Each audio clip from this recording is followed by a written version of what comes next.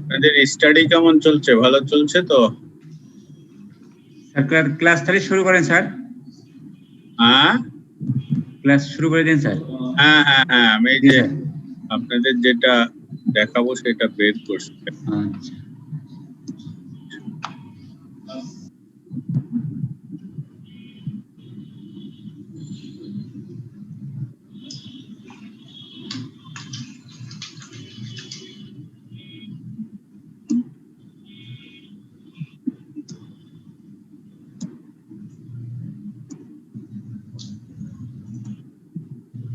তাহলে আমরা আজকে স্ক্রিন শেয়ারটা দিয়ে দিই।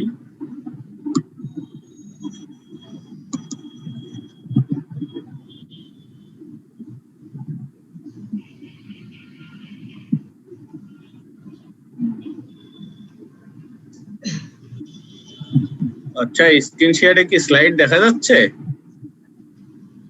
জি স্যার। জি স্যার। দেখা যাচ্ছে স্যার। ওকে ওকে। আমাদের আজকের চ্যাপ্টার হলো প্রবাবিলিটি।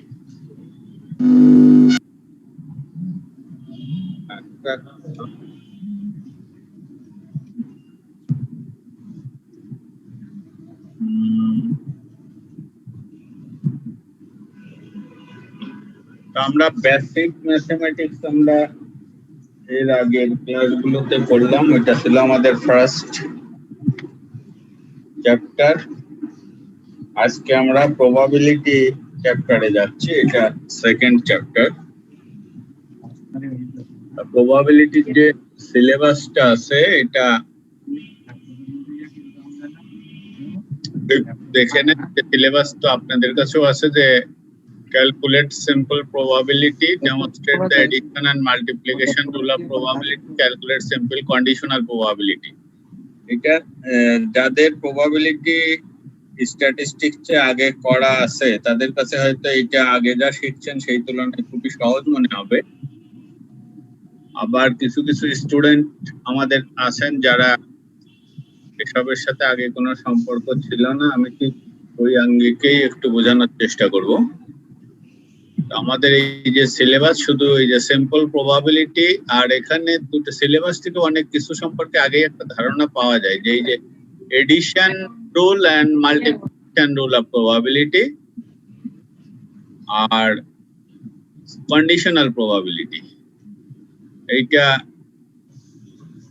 আমাদের প্রবাবিলিটির দিকে আছে। আর নিচে যেটা আছে যে এইটা থেকে এইটাই যে এক্সপেক্টেড ভ্যালুটা আসলে প্রবাবিলিটি বেসড ফিনান্সিয়াল ম্যাথমেটিক্স এইটাকে ধরতে পারেন আর কি। খুব সিম্পল কিছু অঙ্ক আসে।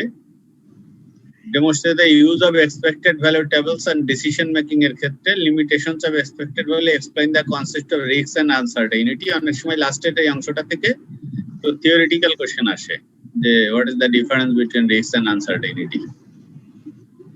এই হচ্ছে আমাদের সিলেবাস। আর এই ক্ষেত্রেও আমরা মূল যে আমাদের বিষয়টা সেটা হচ্ছে সিমা স্টাডি টেক্সট।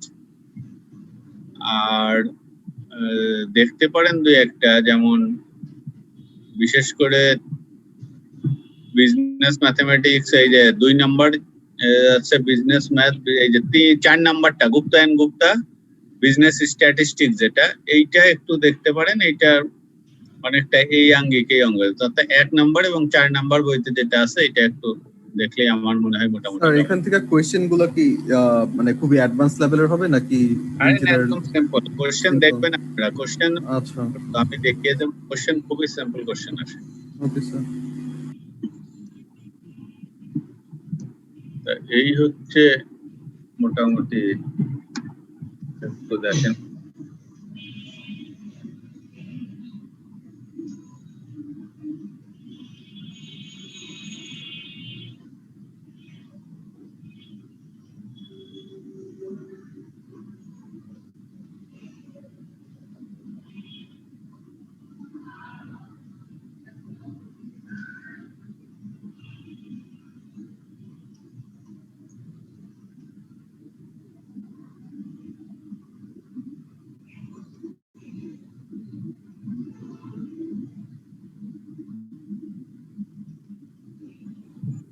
তো আপনারা একটু এই ডেফিনেশন অফ প্রবাবিলিটিটা দেখেন।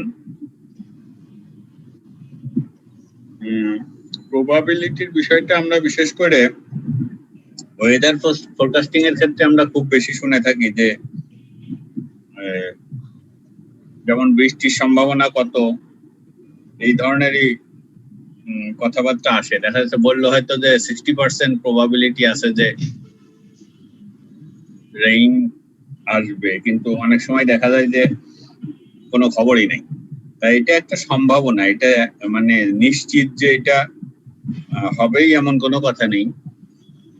তবে এইটা হচ্ছে যে likelihood of a given event, একটা ঘটনা আসলে ঘটার সম্ভাবনাটা কতটুকু। Probability is the measure of the likelihood or chance that a uncertain event will occur.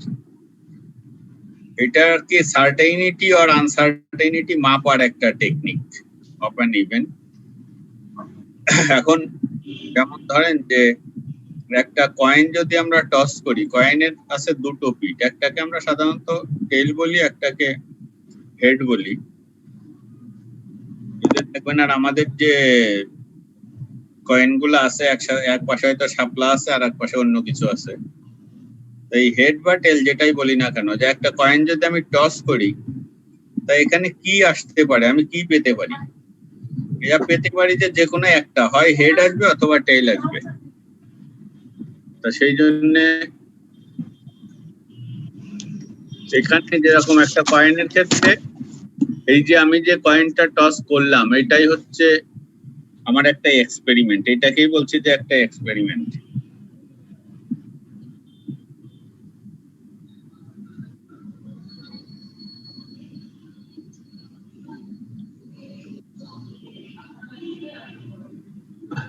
আর এখন একটা কয়েন যদি আমি টস করি, তাহলে তো অনেকে আপনারা জানেন যে একটা হেড আসার সম্ভাবনা কত। যেহেতু এখানে দুটো আসবে, এর বাইরে আর কিছু আসার সম্ভাবনা নেই। অতএব আপনার কাছে যে কোনো একটা আসতে পারে, দুটো একসঙ্গে আসবে না। একটা পয়সা বা একটা কয়েন যদি আমি ছুঁড়ে মারি বা টস করি যেটাকে আমরা বলি, তাহলে আপনি পাবেন হয় হেড অথবা টেল। হেড এবং টেল একসঙ্গে পাবেন না। একটা ওই যে যেটাকে আমরা ডাইস বলি, বা ওই যে লুডো খেলার যে ছক্কার গুটিটা, যেটা ওই গুটিটা ডাইস যেটাকে বলি, ওই ডাইসের থাকে হচ্ছে মোট 6টা পিঠ। 6টা পিঠ। আমি যদি এখন লুডো খেলার সময় যদি ওই গুটিটা আমি কোর্টের উপরে ছুড়ে দিই, 6টার ভিতর আপনার পাওয়ার সম্ভাবনা যে কোনো একটার বেশি আপনি একই সঙ্গে দুটো পাবেন না। 1 2 3 4 5 6 যে কোনো একটা আপনি পেতে পারেন। তাহলে প্রথমটা কয়েনের ক্ষেত্রে যেটা আমরা দেখছি যে এখানে মোট আসেই হচ্ছে আমার দুইটা, এটাকে আমরা স্পেস বলে থাকি, যে এখানে আছে দুইটা, হয় হেড অথবা টেল, এইচ অথবা টি। তার মানে দুটোর ভিতরে আপনি পাবেন একটা। অতএব এখানে সম্ভাবনা হচ্ছে 1/2, 2 এর ভিতর 1, উপরে 1 নিচেই 2। এইভাবেও আমরা লিখতে পারি হাফ। আবার এইটাকে লিখতে পারি 0.50, 1/2 মানে 0.50, আমরা বেসিক ম্যাথ থেকে শিখে আসছি। অথবা এটাকে লিখতে পারেন 50%। ঠিক একইভাবে যদি একটা ডাইসকে আমরা থ্রো করি, তাহলে পরে মোট পিট আছে 6টা, অর্থাৎ 6টার যে কোনো একটা আপনার পাওয়ার সম্ভাবনা থাকবে। তার মানে এখানে প্রবাবিলিটি হচ্ছে 1/6। 1/6 কে আপনি দশমিকেও লিখতে পারেন, পার্সেন্টেজেও লিখতে পারেন, ভগ্নাংশেও লিখতে পারেন। তা এইটাই হচ্ছে প্রবাবিলিটির ফান্ডামেন্টাল যে কনসেপ্টটা। প্রবাবিলিটির যে এই যে ফর্মুলাটা একটু দেখেন, প্রবাবিলিটি পি ইভেন্ট, এখানে যে ডেফিনেশনটা দেওয়া আছে ম্যাথমেটিক্যালি, নিচে আছে total number of possible outcome. যেমন আমি একটা কয়েন যদি ছুঁড়ে মারি, টোটাল দুটো আউটকাম হতে পারে, হয় হেড অথবা টেল, দুইটা, হেড আর টেল। আর উপরে হচ্ছে total number of outcomes which constitute the event. আমি কিন্তু যে কোনো একটার বেশি কয়েনের ক্ষেত্রে হয় হেড অথবা টেল পাবো, দুটো একসঙ্গে পাবো না। তাহলে ওই ক্ষেত্রে প্রবাবিলিটি হবে যে উপরে হবে 1, নিচেই হবে 2। অতএব সেক্ষেত্রে প্রবাবিলিটি হবে 1/2। একইভাবে ডাইসের ক্ষেত্রে ওই রকম, অন্যান্য ক্ষেত্রে আরো ওই রকম হতে পারে। যেমন এখানে আরেকটা কয়েকটা বিষয় আছে, সেইগুলো একটু খেয়াল করবেন এবং মনে রাখবেন যে প্রবাবিলিটি ওই যে বললাম যে হাফ, আবার ডাইসের ক্ষেত্রে বললাম যে 1/6, 1/6 মানে 0.1666, রাউন্ডিং করলে 7 হলো, এইটা হতে পারে। প্রবাবিলিটির কিন্তু রেঞ্জটা হবে সবসময় মিনিমাম 0 ম্যাক্সিমাম 1, এর মাঝখানে। প্রবাবিলিটি 0 মানে কি? প্রবাবিলিটি 0 মানে হচ্ছে যে একেবারে অসম্ভব কোনো কিছু, যেটার ঘটার কোনো সম্ভাবনা নাই। যে আমি হয়তো বলে দিলাম যে আগামীকাল বাংলাদেশের একজন চন্দ্র পৃষ্ঠে অবতরণ করবে, এইটা ঘটার কোনো সম্ভাবনা নাই, অতএব এখানে প্রবাবিলিটি আমি বলতে পারি 0। আর একটা আছে প্রবাবিলিটি 1 মানে একেবারেই সার্টেইন, যে এটা ঘটবেই, এই ধরনের কিছু। মূলত আমরা এখানে যে প্রবাবিলিটি অ্যানালাইসিস করব, এটা হচ্ছে ইন বিটুইন 0 এবং 1 এর মাঝামাঝি। যদি দেখা যায় প্রবাবিলিটি 0.990%, তার মানে ধরবেন যে এখানে ঘটার সম্ভাবনা খুব বেশি। যদি দেখি যে প্রবাবিলিটি 0.10 বা 10%, ঘটার সম্ভাবনা কম। এইভাবে আমরা ম্যাথমেটিক্যাল অ্যানালাইসিস গুলো করব। তাহলে প্রবাবিলিটি ভ্যারিজ ফ্রম 0 to 1। এটা একটা জিনিস একদম মাথার ভিতর গেঁথে রাখবেন। নেক্সট আছে, it can also be expressed as a proportion or as a percentage. এটাকে প্রপোর্শন বা অনুপাত হিসাবেও প্রকাশ করা যায়। এটাকে অনুপাত মানে যে 1/2 মানে 1:2। এটাকে পার্সেন্টেজ হিসাবেও প্রকাশ করা যায়, এটাকে ডেসিমাল হিসেবে প্রকাশ করা যায়, ফ্র্যাকশন হিসেবে প্রকাশ করা যায়, যে কোনো ভাবে প্রকাশ করা যায়। তো এখানে এই দুটোর কথা বলা আছে। If an event has a probability of 1, it can be considered a certainty. যদি কোনো কিছুর probability 1 হয়, তাহলে আমরা বলতে পারি যে এটা নিশ্চিত ঘটবেই, এইটা। আর আমরা যে পরীক্ষাগুলো করব, অর্থাৎ একটা কয়েনকে ছুঁড়ে মারবো বা একটা ডাইস বা ওই যে লুডোর গুটিকে ছুঁড়ে মারবো, ছুঁড়ে মারা, এটাকে বলা হচ্ছে এক্সপেরিমেন্ট। শব্দ করবেন না,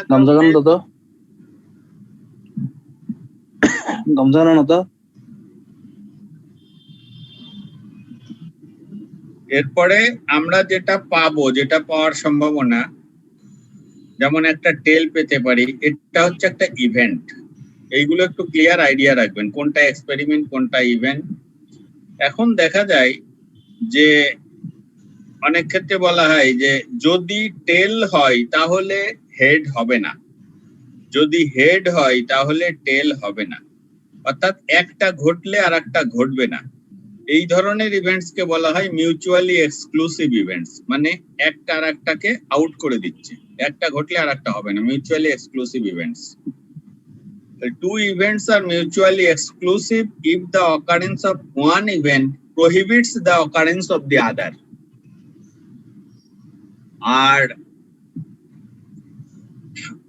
যদি দেখা যায় যে একটা ইভেন্ট আর একটা ইভেন্টের উপর ডিপেন্ড করে, তাহলে বলা হয় যে ডিপেন্ডেন্ট, ঘটা বা না ঘটার জন্য যদি একটা আর একটার উপর ডিপেন্ড করে, তাহলে তাকে বলা হয় ডিপেন্ডেন্ট ইভেন্ট। আর ইন্ডিপেন্ডেন্ট হচ্ছে যদি একটার সঙ্গে আর একটার কোনো সম্পর্ক না থাকে, একদম ইন্ডিপেন্ডেন্টলি যদি ঘটে।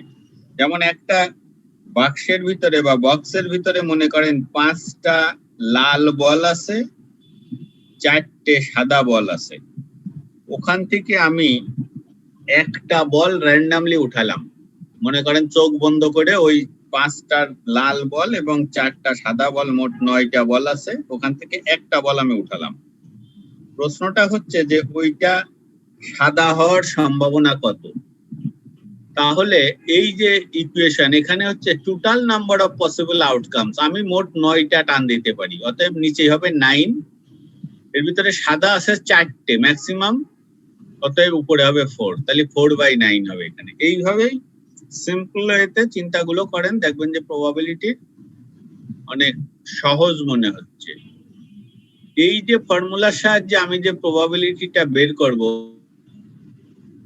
এটাকে বলা হয় exact probability, because it involves having a complete list of all possible outcomes and counting the exact number that constitute the event, but is not always practical for business purposes. Business এর ক্ষেত্রে আসলে দেখা যায় যে যখন ওই production line, presence of employees এইগুলো যখন অ্যানালাইসিস করা হয় তখন ঠিক এক্সাক্ট এইরকম তথ্য পাওয়া যায় না, তখন কিন্তু ওই ফ্রিকোয়েন্সি ডিস্ট্রিবিউশন বা এরকম কিছুতে যেতে হয়। সেই জন্যই এক্সাক্ট যে ক্যালকুলেশন এইটা প্রবাবিলিটির অনেক অঙ্কের ভিতরে কিন্তু এটা পাওয়া যায় না, তবে কাছাকাছি একটা ফিগার আমরা পাই যেটা থেকে মোটামুটি নেচারটা জানা যায় যে কি ঘটতে যাচ্ছে বা কি ঘটছে। আমরা একটু প্রবাবিলিটির ডেফিনেশনস রিলেটেড কিছু ইস্যু আমরা দেখলাম। এখন আমরা পরের স্লাইডে যাই। এখানে মনে হয় একটু ছোট দেখা, এই জায়গায় সবকিছু আপনাদের নয় না দেখলেও চলবে, এগুলো আপনাদের বইতে, আমি একটু বইটা দেখে আসি দাঁড়ান। এই যে বইটা, এটা আমার এখানে আছে 9 নম্বর চ্যাপ্টার, আপনাদের যেটা আছে দেখে নিন, প্রবাবিলিটি।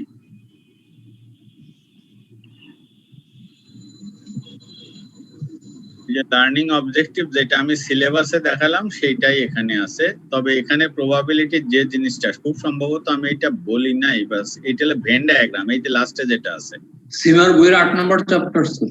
আচ্ছা, হতে পারে এক একটা বইয়ের ওই এডিশনের উপর ডিপেন্ড করে আর কি, ওই কোনটা কোন চ্যাপ্টারে যাবে সেটা। হ্যাঁ, আমার কাছে অন্য একটা যে ফটোকপি আছে সেটা 8 নম্বর চ্যাপ্টারে আছে, ঠিকই আছে। আচ্ছা, এই লাস্টের দিকে যেটা আছে দেখেন, এই যে demonstrate the application of the normal distribution to calculate probabilities, তারপরে তার উপরে আছে demonstrate the use of normal distribution, অর্থাৎ একদম শেষের আগের দুইটা পয়েন্ট দেখেন, নরমাল ডিস্ট্রিবিউশন। এই নরমাল ডিস্ট্রিবিউশন রিলেটেড প্রবলেম কিন্তু মোটামুটি প্রত্যেকবারই পরীক্ষায় আসে। এই যে নরমাল ডিস্ট্রিবিউশন এইটা এবং এর নিচের লাইনটা দেখেন, যে নরমাল ডিস্ট্রিবিউশন কি এবং এটা কিভাবে ব্যবহার করা হয় এবং আমরা এখান থেকে কি পেতে পারি, এই বিষয়গুলো আমরা একটু দেখব। আর আছে লাস্টে আছে হচ্ছে ভেন ডায়াগ্রাম। ভেন ডায়াগ্রামটা কি? এটাও প্রবাবিলিটি মেজারমেন্টের একটা পিক্টোরিয়াল প্রসিডিউর বলতে পারেন, মানে ছবি দিয়ে একটা, এটা খুবই সহজ একটা পদ্ধতি, যে পদ্ধতির মাধ্যমে প্রবাবিলিটি একটু জটিল ধরনের অঙ্ক প্র্যাকটিক্যাল লাইফে যেগুলো ঘটে এগুলো আমরা বের করতে পারি। তাই এখানে প্রবাবিলিটির আমরা সিলেবাসে দেখলাম যে simple probability, additional multiplication rule, conditional probability, তারপরে আছে এক্সপেক্টেড ভ্যালু, এই 3টে পয়েন্ট, তারপরে নরমাল ডিস্ট্রিবিউশন, তারপরে ভেন ডায়াগ্রাম। এই জিনিসগুলো আমরা দেখবো। এইটা হয়তো সময় একটু, স্যার নরমাল ডিস্ট্রিবিউশন তো জেড টেবিল আমরা বলতেছি তাই না স্যার? হ্যাঁ, নরমাল ডিস্ট্রিবিউশন তো শুধু জেড টেবিলটাই পড়বো আমরা তাই না স্যার? হ্যাঁ, টি টেবিল তো পড়বো না। ওইটাই নরমাল ডিস্ট্রিবিউশন। Okay sir. এখন ডেফিনেশন অফ প্রবাবিলিটি এটা আমরা দেখলাম আমরা স্লাইড থেকে। এখানে একটা জিনিস দেখেন, এই যে এক্সাম্পলটা আপনাদের বইতে আছে, আমি দেখি এখানে আনছি। তার আগে আমি আরো কয়েকটা জিনিস একটু বলে নিই, তারপরে বইতে যাব। যেমন probability is the measure of likelihood or chance that an uncertain event will occur. এইটা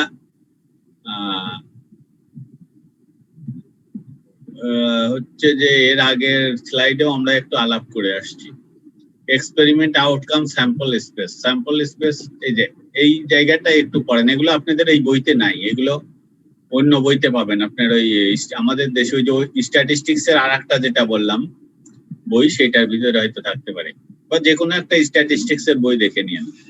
এমনকি ইন্টারমিডিয়েট ক্লাসের যে বই আছে স্ট্যাটিস্টিক্স এর, বাংলা হোক হয়েছে বা ইংলিশ ভার্সন হোক, ওখানেও পাবেন।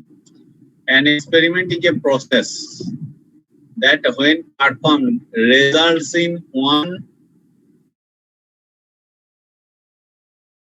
observations are called outcomes of the experiment. The collection of all outcomes of an experiment is called the sample space. যেমন আপনি একদম নিচেই চলে যান, আমি এই যে experiment, toss a coin once, একটা কয়েন বা একটা ওই যে আমাদের পয়সা যদি বলি, এটা যদি একবার আমি টস করি তাহলে আপনি কি পেতে পারেন? আউটকাম হবে হেড, টেল, এই দুইটা। আর স্যাম্পল স্পেস হবে এই যে এইভাবে এস দিয়ে লিখতে হয়, হেড, টেল। স্যাম্পল স্পেস মানে এখান থেকে এই পর্যন্ত আপনি হয় এইটা পাবেন অথবা এইটা পাবেন। আপনি যদি একটা ডাই বা যে ডাই যদি আপনি রোল করেন তাহলে ওই সেই ছক্কা 1 2 3 4 5 6 যে কোনো একটা পেতে পারেন। এইগুলো হচ্ছে আউটকাম। স্যাম্পল স্পেস হচ্ছে এইভাবে লিখে দিতে হয়। যদি দুটো কয়েন আপনি দুইবার টস করেন, একটা কয়েনই দুইবার টস করেন, তাহলে কি ঘটতে পারে? মনে করেন প্রথমবার করলাম হেড আসলো, দ্বিতীয়বার করলাম হেড আসলো। আবার এমন হইতে পারে প্রথমবার করলাম হেড আসলো, দ্বিতীয়বার টেল আসলো, অথবা প্রথমবার টেল আসলো, দ্বিতীয়বারও টেল আসলো, অথবা প্রথমবার টেল আসলো, দ্বিতীয়বার হেড আসলো। এই চারটের বেশি অন্য কোনো রকম আসতে পারে না। এই জন্য এটাকে বলা হচ্ছে আউটকাম। স্যাম্পল স্পেসটা জাস্ট এটা সেকেন্ড ব্র্যাকেট দিয়ে এস দিয়ে দিবেন, এটা স্যাম্পল স্পেস। এইভাবে সবগুলো আছে আর কি, যে স্যাম্পল স্পেস, এক্সপেরিমেন্ট, আউটকাম কি, এই বিষয়গুলো সম্পর্কে একটা আইডিয়া এখানে দেওয়া আছে। এটা আপনাদের জন্য একেবারে এত বেশি ইম্পর্টেন্ট একটু না, জাস্ট একটু প্রবাবিলিটি রিলেটেড টার্মিনোলজি যেগুলোর সাথে একটু পরিচিতি ঘটিয়ে দিচ্ছি। এখানে আর তেমন মনে হয় আপনাদের উপযোগী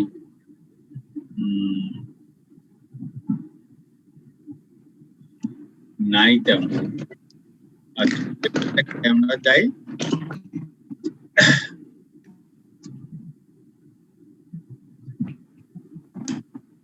এখানে আপনাদের বইতেই মনে হয় এটা দেখলাম। আমি যাব আঙ্কেল আনতে।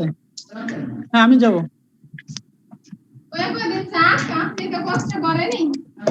এই নেক্সট দিন আমি আসি, আপনি একটু ইয়া করেন আঙ্কেল।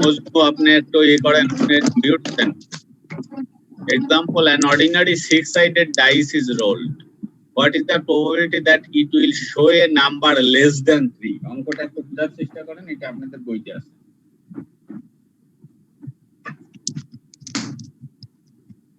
যে একটা সিক্স সাইডেড ডাইস মানে হচ্ছে যে ওই যে লুডোর গুটি আর কি, সিক্স সাইডেড ডাইস, ওইটা আপনি রোল করলেন। রোল করলে বলছে যে 3-এর চেয়ে ছোট সংখ্যা পাওয়ার সম্ভাবনা কত। এখন ওখানে তো আছে 1 2 3 4 5 6, তাহলে 3-এর চেয়ে ছোট কোনটা কোনটা? 3-এর চেয়ে ছোট আছে 1 and 2, তার মানে আপনি এই 6টা সংখ্যা মোট আপনার আউটকাম হচ্ছে এই 6টা। আপনি এর ভিতরে যেভাবে চাচ্ছে তাতে আপনার ভিতর থেকে দুটো চান, দুটো পেতে পারেন 3-এর চেয়ে ছোট। অতএব এখানে প্রবাবিলিটি হবে 2/6। ক্লিয়ার? 2/6, 2/6 এটাকে কাটাকাটি করলে 1/3 হলো, 1/3। এত কিছু লেখার দরকার নেই, এইসব দেখা হয়েছে আপনি বোঝার সুবিধার জন্য। ঠিক আছে? আচ্ছা, তারপরে এই যে সেই এইটা গেল আমার প্রথম যে এক্সাম্পলটা সেইটা, এবং যে ফর্মুলাটা ওখানে দেখিয়েছিলাম সেইটাই যে এখানেই আছে, আপনাদের এখান থেকে উঠিয়ে দিছি ওখানে, যে এক্সাক্ট যেটা সেইটা। এরপরে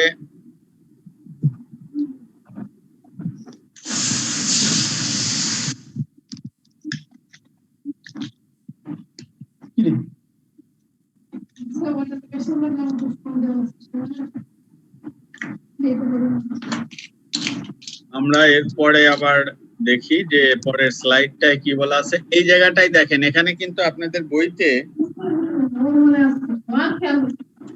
এই সাউন্ড করেন না, মিউট করেন।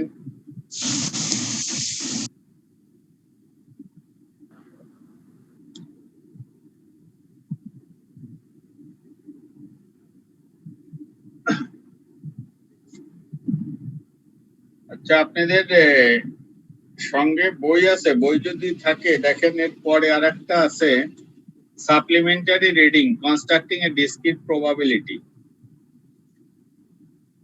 ডিসক্রিট মানে হচ্ছে একদম গোটা গোটা, কন্টিনিউয়াস হচ্ছে যেটাকে বহু ভাগে ভাগ করা যায়। একটার সাথে আর একটা লাগানো। যেমন আপনি দেখেন বইতে, আমি জানি না এই বইতে এডিশনে আছে কিনা সাপ্লিমেন্টারি রিডিংটা, এখানে একটা অঙ্ক, এই অঙ্কটা একটু দেখেন বইতে। A quality controller wishes to specify the probability of a component failing within 1 year of installation, how might she proceed. এখানে একটা আলোচনা আছে, আপনারা বই থেকে একটু দেখে নিন, এটা সিম্পল বিষয়, এত দরকার নেই। যেটা আছে লাস্টে এডিশন রুল অফ প্রবাবিলিটি, এখানে যাওয়ার আগে আপনাদের যে বইটা আছে বইটা একটু দেখেন তো এই অঙ্কটা আপনারা পান কিনা। যে 2 নম্বরে যে using past data to determine empirical probabilities, এইটা আছে নাকি আপনাদের বইতে?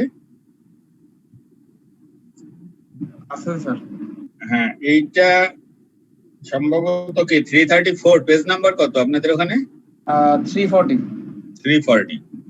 আচ্ছা, এখানে যেটা আছে যে the records of a shop show that during the previous 50 weeks তারপরে কি আছে 50 weeks trading, the number of sales of a certain item have been number of sales per week, number of weeks। আমি জানি না স্লাইডে পরে এই অঙ্কটা আছে কিনা, কিন্তু একটু দেখে নেন যে number of sales per week, প্রতি সপ্তাহে যে সেল হবে তার একটা স্ট্যাটিস্টিক্স দিয়েছে। যেমন জিরো সেল মানে কোনো সেলই হবে না, এই 50 সপ্তাহের ভিতরে এরকম সপ্তাহ ছিল 4টা, একটা করে আইটেম সেল হচ্ছে এই রকম সপ্তাহ ছিল 16টা, দুটো করে আইটেম সেল হয়েছে এইরকম সপ্তাহ 22টা, 3টে করে আইটেম সেল হয়েছে এরকম সপ্তাহে ছিল 6টা, আর 4টে বা তার চেয়ে বেশি সেল হয়েছে এরকম ছিল 2টো। তাহলে প্রশ্ন হচ্ছে যে যেমন লাস্টে দেখেন probabilities can be based on the empirical data given, যেমন হচ্ছে যে জিরো সেল এর সম্ভাবনা কত, এর প্রবাবিলিটি কত, এটা দেওয়া আছে যে জিরো সেল কয়টা সপ্তাহে হয়েছে, 4টে সপ্তাহে, মোট সপ্তাহ কতটা, 50টা। তাহলে 50-এর ভিতর 4টে সপ্তাহ ছিল যেখানে কোনো সেল হয়নি, অর্থাৎ জিরো সেল। তাহলে এখানে পি উইদিন ব্র্যাকেট যে কিভাবে লেখে এই স্টাইলটাও একটু জেনে রাখবেন। প্রবাবিলিটি কিভাবে লেখে, প্রবাবিলিটি এটা ক্যাপিটাল পি দিয়ে লেখা হয়, within bracket zero sale in a week is 4/50 equal to 0.08, এইটা বের হলো। এখন পরের যে পৃষ্ঠা এখানে আছে proceeding in this way we can build up the distribution, এই জায়গাটায় যে জিনিসটার জন্য আপনাদেরকে এই অঙ্কটা বিশেষ করে আমি দেখাচ্ছি যে এই যে দেখেন ওখানে আমি 4কে 50 দিয়ে ভাগ দিলাম, তাহলে জিরো সেলের প্রবাবিলিটি বেড়ে গেল। যদি তার পরেরটাকে অর্থাৎ আমি যদি 16কে 50 দিয়ে ভাগ দিতাম তাহলে তো 0.32, এটা হলো একটা করে আইটেম সেল হওয়ার সম্ভাবনা। এইভাবে যদি আমি প্রত্যেকটা বের করি, অর্থাৎ প্রত্যেকটা সপ্তাহকে যেমন 4, 16, 22, 6 and 2 প্রত্যেকটাকেই যদি আমি 50 দিয়ে ভাগ দিই তাহলে আমি পাবো ওই যে যেটা দেখেন আপনাদের বইতে দেওয়া আছে 0.08, 0.32, 0.44, 0.12, 0.04 এবং লাস্টে 1 হলো, তার মানে 50কে 50 দিয়ে যোগ করে হয়ে গেছিল এটা 50টা সপ্তাহ, তাকে আবার 50 দিয়ে ভাগ দিচ্ছে, এটা 1 হয়েছে, এই যোগফলটা 1 হতে হবে। এই যে প্রত্যেকটা আইটেমের আমি যে প্রবাবিলিটি সিরিজ অফ প্রবাবিলিটি বের করলাম এইটাকে বলা হচ্ছে probability distribution. Be careful, probability distribution কি সেটাই যে এখানেই আপনারা দেখতে পাচ্ছেন। এইটা একটা গেল, আর এরপরে আপনারা চলে যান আপনাদের এই যে বইতে যেটা আছে এডিশন রুল অফ প্রবাবিলিটি। এখানে এডিশন রুল অফ প্রবাবিলিটি প্রথমে একটা এক্সাম্পল দেওয়া আছে, এটা একটু দেখেন। অ্যাকর্ডিং টু পার্সোনাল রেকর্ডস, এই অঙ্কটা এই টেবিলটা দেখবেন পরীক্ষায় বিভিন্ন সময়ে আসছে, কিন্তু এই যে এখানে কি চাচ্ছে এই জায়গাটাই একরকম থাকে না। এই অঙ্কের ক্ষেত্রে যেরকম এ আর বি তে যেভাবে আপনাদের কাছে রিকোয়ারমেন্টটা দেওয়া আছে হয়তো দেখা যাবে যে অন্য কিছু রিকোয়ারমেন্ট দিয়ে বসে আছে। যেমন এই অঙ্কটা বলছে যে according to personal records The 111 employees of an accountancy practice firm can be classified by their work base A, B or C and their professional qualifications. Does এইভাবে দেখেন একটা মনে করেন একটা সিএ ফার্ম বা সিএমএ ফার্ম, এদের তিনটে work station আছে, অফিস এ, অফিস বি, অফিস সি। মনে করেন একটা ঢাকা, একটা চিটাগাং, একটা খুলনা। প্রত্যেক জায়গায় কোয়ালিফাইড প্রফেশনাল আছে, এ তে 26 জন, বি তে 29 জন, সি তে 24 জন, মোট হলো 79 জন। নন কোয়ালিফাইড আছে 11, 9, 12, মোট 32। তাহলে টোটাল হচ্ছে এ অফিসে 37, বি অফিসে 38, সি অফিসে 36, আর টোটাল হচ্ছে 111। এই 111টা এই ভার্টিক্যালি যোগ করলে 111 হচ্ছে, হরাইজন্টালি যোগ করলে 111। এটা একটা ক্রস চেক। টেবিলটা ক্লিয়ার কিনা সবার কাছে? Clear sir. কিভাবে এই টেবিলটা খেয়াল রাখেন, এইটার উপরে ডিপেন্ড করে ঠিক এই টেবিলের আরো কিছু অঙ্ক আমাদের সামনে আছে, আমরা এই একই টেবিল ব্যবহার করব। আবার অনেক সময় দেখা যায় যে মনে করেন যে এই জায়গাটায় 111 আছে, এই জায়গাটায় 32 আছে, এই জায়গায় 9 আর 11 আছে, কিন্তু 12টা অমিট আছে, 12 দেওয়া নেই। আপনাকে এই যোগ বিয়োগ করে 12 বসিয়ে নিতে হবে, এইরকমও হতে পারে। তা এখানে বলছে what is the probability that a randomly selected employee, এই যে 111 জন, এর ভিতর থেকে আমি র্যান্ডমলি একজনটা সিলেক্ট করলাম। বলছে যাকে সিলেক্ট করলাম সে work at office A or office B, তার মানে সে অফিস এ তে কাজ করে অথবা অফিস বি তে কাজ করে। এখন অফিস এ তে কাজ করে তো মোট 37 জন, কোয়ালিফাইড নন কোয়ালিফাইড মিলে। অফিস বি তে কাজ করে 38 জন। তাহলে যাকে আমি র্যান্ডমলি সিলেক্ট করলাম, তাহলে ওই সম্ভাবনা কত যে সে হয় এইটাই অথবা এইটাই কাজ করবে। আমরা এই অঙ্কগুলো দেখবো যে এডিশনাল বা অ্যাডিটিভ রুল যেগুলো, এই যে প্রবাবিলিটি, এইটা দিয়ে এটা কিভাবে সলভ করতে হয়। বি নম্বরে বলছে যে he or she work at office A or B professionally qualified or both. এর মানে কি? মানেটা বুঝতে হবে কিন্তু, যে আমরা যাকে সিলেক্ট করলাম সে অফিস এ তে কাজ করে, সে প্রফেশনালি কোয়ালিফাইড অথবা দুইটাই। তার মানে যাকে সিলেক্ট করলাম সে প্রফেশনালি কোয়ালিফাইড অথবা অফিস এতে কাজ করে অথবা দুটোতে। এই যে 26 জন আছে, এই 26 জন কিন্তু অফিস এতে কাজ করে আবার প্রফেশনালি কোয়ালিফাইড। তার মানে এখানে কিন্তু তিনটে ক্যাটাগরি, একটা হচ্ছে যে অফিস এ এই লাইনে থাকবে, তারপরে আছে প্রফেশনালি কোয়ালিফাইড এই লাইনে থাকবে, আবার বলছে অর বোথ, মানে এখানেও আছে এখানেও আছে, তিন ধরনেরই আছে। তাহলে এই ধরনের প্রবলেম গুলো আমরা অ্যাডিটিভ রুল অফ প্রবাবিলিটি দিয়ে সলভ করব। এখন অ্যাডিটিভ রুল অফ প্রবাবিলিটির যে ফর্মুলা সেইগুলো আমরা একটু এরপরে দেখি, তারপরে আমরা ওই অঙ্কটাই এখানে পড়ে যাচ্ছে। একটু নিচের দিকে দেখেন যে the general addition law of probability, যে probability of A or B এর ফর্মুলা হচ্ছে probability of A plus probability of B minus probability of A and B. দেখেন এখানে অর, এখানে এন্ড।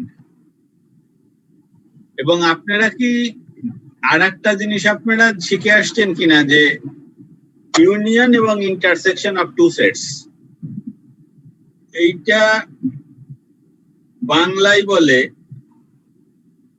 সংযোগ সেট এবং ছেদ সেট, তাই না? এইরকম মনে হয় বাংলা আছে খুব সম্ভবত। ইউনিয়ন হচ্ছে সংযোগ সেট, আর এই যে ইনভার্টেড ইউ যেটা, অর্থাৎ এইটাকে অনেক সময় ক্যাপ বলা হয়, এই যে ইউ যেটা, ইউ কে বলা হয় এ কাপ বি, এ কাপ বি, কাপের মতো, পেয়ালার মতো, এ কাপ বি। আর এইটাকে বলা হয় এ ক্যাপ বি, টুপির মতো, A cap B, A cup B, A cap B. A cup B যেটা, this indicates this relationship is union and here it is intersection. Union means or, be careful, union means or, intersection means and. এইটা একটু মনে রাখতে হবে, তাহলে অঙ্ক করতে অনেক সুবিধা হবে। আপনারা দেখেন তো আপনাদের বইয়ে গুলো কোথায় আছে, এই যে রুলস অফ প্রবাবিলিটি এর পরে মনে হয় 1-2 পৃষ্ঠা পড়ে, আর দি এডিশন রুলস অফ প্রবাবিলিটি এখানে আছে আপনাদের। এটা আমার এখানে পেজ 338, আপনাদের মনে হয় 42 তে যেতে পারে।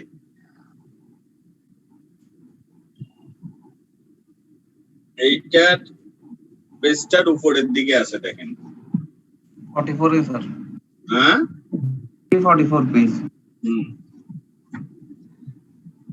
এখানে দেখেন এই ফর্মুলা গুলো দেওয়া আছে, the general addition rule of probability.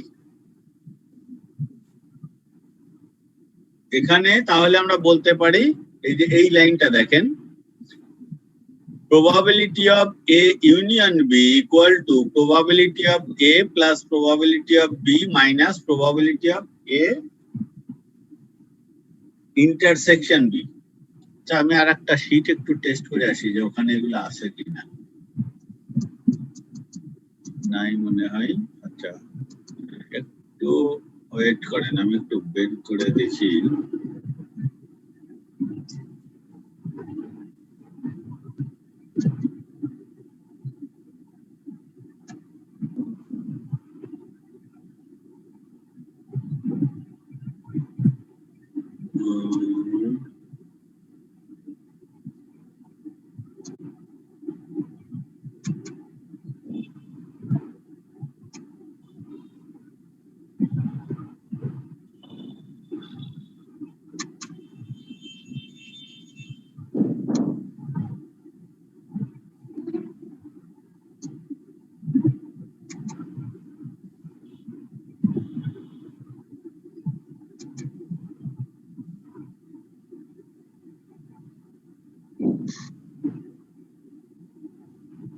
আচ্ছা, ওটা আমি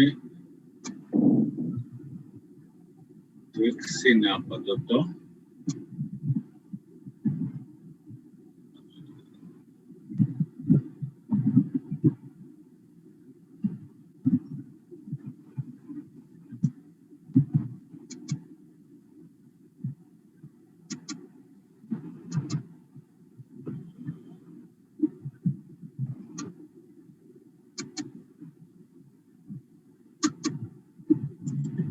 এই জায়গাটাই দেখেন, এই ফিগার গুলো, এইটা হচ্ছে ভেন ডায়াগ্রাম, বুঝছেন?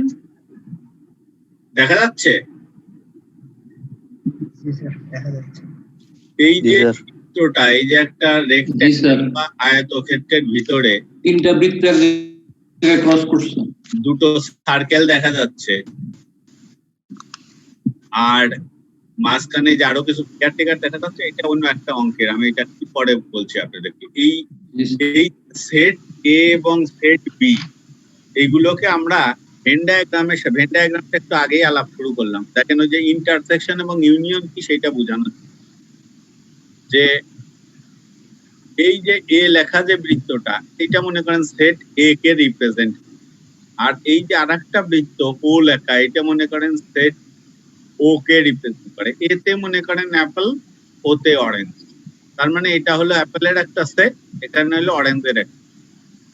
এখন আর এই যে মাঝখানে যে 32, 38 এক্স লেখা, এটা মনে করেন যে হিউম্যান বিং বা স্টুডেন্ট, ধরেন এই স্টুডেন্ট আছে এতজন, তারা কেউ কেউ আছে অ্যাপেল পছন্দ করে, কেউ কেউ আছে অরেঞ্জ পছন্দ করে, কেউ কেউ আছে দুটোই পছন্দ করে।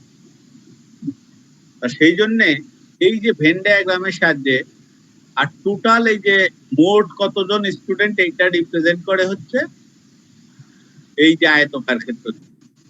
এই মোট স্টুডেন্ট, মনে করেন একটা ক্লাসে মোট স্টুডেন্ট আছেন আপনারা 50 জন, তার ভিতরে এমন হতে পারে যে 50 জনই কোনোটা না কোনোটা পছন্দ করে। হয়তো দেখা যাচ্ছে যে বললাম যে 38 জন পছন্দ করে আপেল, 32 জন পছন্দ করে অরেঞ্জ, আর কিছু সংখ্যক আছে তারা দুটোই পছন্দ করে। আবার যদি বলি যে এর ভিতর 5 জন আছে কোনোটাই পছন্দ করে না, তাদেরটা লিখতে হবে দুই বৃত্তের বাইরে। ইউনিয়ন মানে কি? ইউনিয়ন মানে এ আর বি মিলে যেটা হয়, যেমন টোটাল এ প্লাস টোটাল ও, এই দুই টোটাল যোগ করতে গিয়ে এই মাঝখানের এই যে অংশটা, এটা দুইবার চলে আসে, তাই না? এই দুইবার যাতে ডাবল কাউন্টিং কে এলিমিনেট করার জন্য এইটাকে একবার বাদ দিতে হবে। এইটাই বোঝানোর জন্য আপনাদেরকে ওই ভেন ডায়াগ্রামে গেলাম যে এই যে এখানে ইউনিয়ন মানে প্রবাবিলিটি অফ এ তো প্রবাবিলিটি অফ বি, অর্থাৎ প্রথম বৃত্ত প্লাস দ্বিতীয় বৃত্ত। যেহেতু দুই বৃত্তর ক্ষেত্রে মাঝখানের ওই অংশটা দুইবার চলে আসে, এই জন্য একবার বাদ দিয়ে দিলাম। বাদ দিয়ে দিলে এবং ওই যে মাঝখানের অংশটা ওইটাকেই বলা হয় হচ্ছে এ ইন্টারসেকশন বি পার্ট, দুটোর ইন্টারসেকশন পার্ট বা ছেদ যেটাকে বলে, দুটো সংযুক্ত আর কি, কমন যে স্পেস। এবং এই কারণে মনে রাখবেন যে ইন্টারসেকশন বলতে অ্যান্ড বোঝায়, এবং অ্যান্ড এর ক্ষেত্রে দুটো সেটের ভিতরে বা এক সেটের ভিতরে কমন এলিমেন্ট গুলাই চলে আসে, আর অর থাকতে পারে কমন আনকমন সবই চলে আসে। সেই জন্য অরকে রিপ্রেজেন্ট করা হচ্ছে ইউনিয়নের পরিবর্তে। ইউনিয়ন মানে হচ্ছে যেগুলো কমন সেগুলো তো নিবই, যেগুলো আনকমন সেগুলো নেব। আর ইন্টারসেকশন মানে শুধুমাত্র কমন গুলো। এইটা গেল একটা। এখন এইটা আমার এই যে এডিশন রুল, যেটা এডিশন রুলের জেনারেল রুল হচ্ছে। এখন দেখা গেল যে দুটো বৃত্ত দুটো একদম সেপারেট, একটার একটা ওভারল্যাপ করে। ওভারল্যাপ যদি না করে তাহলে তার ছেদ অংশ নাই, অর্থাৎ এই অংশটা নাই। সেই ক্ষেত্রে থাকে শুধু প্রথম দুটো অংশ, সেইটা হচ্ছে এই যে এইটা, ওই যে লাস্টের অংশটা। কারণটা দুটো ইন্ডিপেন্ডেন্ট, তার ভিতরে 20 জন অ্যাপেল পছন্দ করে, 30 জন অরেঞ্জ পছন্দ করে, একজনও নেই যে দুটোই পছন্দ করে। তাহলে একটা বৃত্ত হবে 20 জন আর একটা বৃত্ত হবে 30 পছন্দ করে, অতএব এই দুটো বৃত্তই হবে টোটালি সেপারেট। সেই ক্ষেত্রে এই যে ইন্টারসেকশন পার্টটা আমাদের তখন ফর্মুলা হবে এইটা, যে যদি কমন পার্ট না থাকে। ঠিক একইভাবে যদি তিনটা ইভেন্ট হয় তাহলে এই রকম হবে, ওই লাস্ট কমন। আর যদি সবগুলাই কমন পার্ট থাকে, যেমন আমি যে দেখালাম আপনাদের প্রথম যে চিত্রটা, আপনারা হয়তো একটু খেয়াল করেছেন, এইরকম যদি থাকে একটা এ, একটা বি, একটা সি, এবং তিনটারই ভিতরে ধরেন একটা অ্যাপেল, একটা অরেঞ্জ, একটা ম্যাঙ্গো। কিছু সংখ্যক স্টুডেন্ট আছে যারা আপেল, অরেঞ্জ, ম্যাঙ্গো তিনটেই পছন্দ করে, সংখ্যা বসাবো এখানে। এখানে বসাবো হচ্ছে যারা দুইটা, এখানেও দুইটা, এখানেও দুইটা, কিন্তু কোন দুইটা সেটা। আর এই যে কর্নারের দিকে যে অংশটি রয়েছে এখানে যারা থাকবে তারা হচ্ছে শুধুমাত্র ওই ফলটাই পছন্দ করে, অন্য ফল পছন্দ করে না। আর যারা এই তিন সার্কেলের বাইরে থাকবে তারা কোনোটাই পছন্দ, কোনো ফল। বুঝতে পারছেন ঘটনা? এখন যদি দেখা যায় যে এই তিনটে সার্কেল টোটালি সেপারেট, একটার সাথে আর একটা টাচও করে না, ওভারল্যাপও করে না, তার মানে তখন আমরা এই যে বুঝে নেব যে এদের ভিতর মানে কোনো কমন পার্ট নাই। সেই ক্ষেত্রে ফর্মুলাটা হবে এইটা। আর যদি কমন পার্ট থাকে তাহলে ফর্মুলা হবে নিচের। নিচের ফর্মুলাটাই মূলত তিনটে ইভেন্টের ক্ষেত্রে জেনারেল ফর্মুলা। এটা হচ্ছে probability of A union B union C equal to probability of A plus probability of B plus probability of C minus probability of A intersection B minus probability of B intersection C minus probability of A intersection C অথবা C intersection A যেটাই বলেন plus probability of তিনটের intersection। এটা মনে রাখা কিন্তু একটা সহজ বিষয়। এটা কিন্তু দেখেন একটা এখানে একটা রিদম আছে যে কিভাবে সহজে মনে রাখা যায়। তিনটের ক্ষেত্রে এটা আপনাদের বইতে নেই, তিনটের যেটা এটা আপনাদের বইতে নেই, জাস্ট মনে রাখেন। আপনার বইতে আছে উপরের দিকে, ও দুটো মনে রাখলেই চলবে। বইতে মনে হয় 3 নাম্বারটা নাও আসতে পারে। আচ্ছা এইটা এবার অঙ্কটা দেখেন, আমি যে এর আগের শীটে অঙ্কটা দেখালাম যে এখানে আমার ওয়ার্ক স্টেশন আছে তিনটা ABC, তার ভিতরে আছে কোয়ালিফাইড, নন কোয়ালিফাইড, দুই ধরনের প্রফেশনাল আছে। বলছে যে work at office A or office B. এখন দেখেন অফিস এ তে কতজন, তার মানে হচ্ছে যে এখানে যেহেতু আমার এখানে একটু খেয়াল করেন অফিস এ এবং qualified, office A and office B. এখানে খেয়াল করেন যে যারা অফিস এ তে কাজ করবে তারা কিন্তু অফিস বি তে কাজ করতে পারবে না, কারণ একই সময়ে একই ব্যক্তি দুই অফিসে কাজ করতে পারবে। অর্থাৎ এর ভিতরে কোনো কমন পার্ট নেই, দুটোই ইন্ডিপেন্ডেন্ট। সেক্ষেত্রে আমার ফর্মুলা হবে প্রবাবিলিটি অফ, এই যে ব্র্যাকেটে দেবেন office A or office B, probability of office A or office B equal to probability of office A plus probability of office B. এখন প্রবাবিলিটি অফ অফিস এ কত? 37 by 111, আর probability of office B কত? 38 by 111। 37 তে 111 যোগ 38 by 111 সমান 77 by 111, এইটাই হবে answer. দেখেন এই পাশে কিভাবে করতে, এই যে এখানে probability of A or B 75 by 111 এখানে লিখে দিতে, আপনাদের বইতে এটা আছে। দেখেন there are 37 people working in A and 38 in B, making 75 out of 111 who work in either A or B. Hence A or B equal to 75 by 111.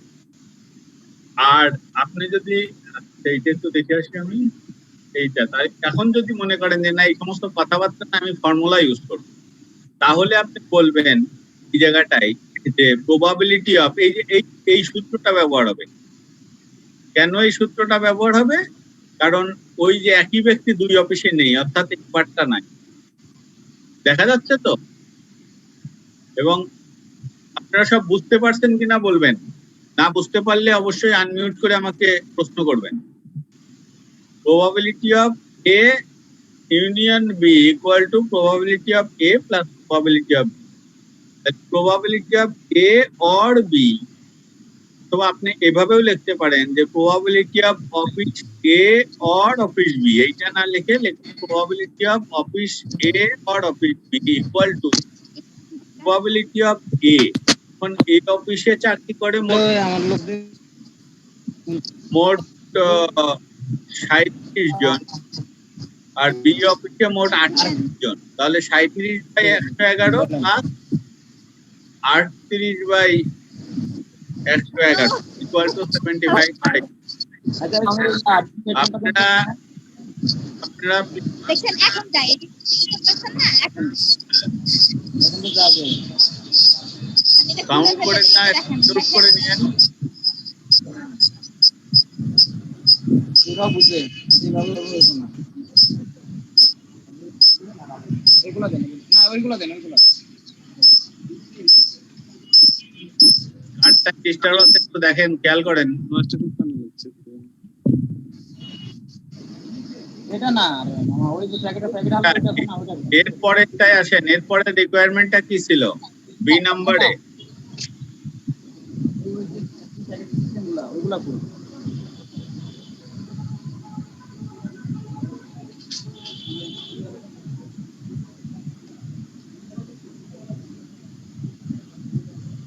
B নাম্বারে ছিল work at office A or professionally qualified or both. Sir এই নাম্বারে অ্যানসারটা কি হবে? কোনটা? এ number? বলতে শুনাই আমারটা শুনুন। এ নাম্বারের অ্যানসার জি, হবে স্যার। 5 বাই 111। এ নাম্বারের অ্যানসার দেখেন আপনাদের বইতে কিন্তু এটা করে দেওয়া আছে চ্যাপ্টারে, পেয়েছেন নাকি? সম্ভবত 345 বা এই ধরনের কোনো পেজ নাম্বার হবে, 56 0.67 না এটা आंसर? সেটাই ভাবতেছি, ভাগ কি হবে না শুধু 0.67? আপনারা আরেকটা লাইন একটু লেখেন, আমি বলে যাচ্ছি। আচ্ছা এটা আমি লিখে দিচ্ছি আপনাদের। 0.67 হ্যাঁ হ্যাঁ, আমারও 0.67 আসছে। হ্যাঁ সেটা ঠিক আসতে পারে, এটা পয়েন্ট করলে পরে ওইভাবে। Probability of office A or office B, এইটা চাচ্ছে 1 নম্বরে, ইকুয়াল টু আমরা বলছি যে অ্যাডিটিভ রুল অনুযায়ী যেহেতু কমন নেই অতএব জাস্ট প্রবাবিলিটি অফ এ, এ এটাকে এখন এইভাবে লিখতে পারেন, অফিসেও লিখতে পারেন, শুধুও লিখতে পারেন, কোনো সমস্যা নেই। B B. এখন এ অফিসে কতজন কাজ করে? 37 জন। 37 কতজনের ভিতরে? 111 জনের ভিতরে। তাহলে 37 ডিভাইডেড বাই 111 প্লাস ওইটা বিতে কাজ করে 38 জন, 38 ডিভাইডেড বাই 111 ইকুয়াল টু দুটো স্যার আমরা যোগ এখানে করলে ভাগ কেন দিলাম 111 দিয়ে? হ্যাঁ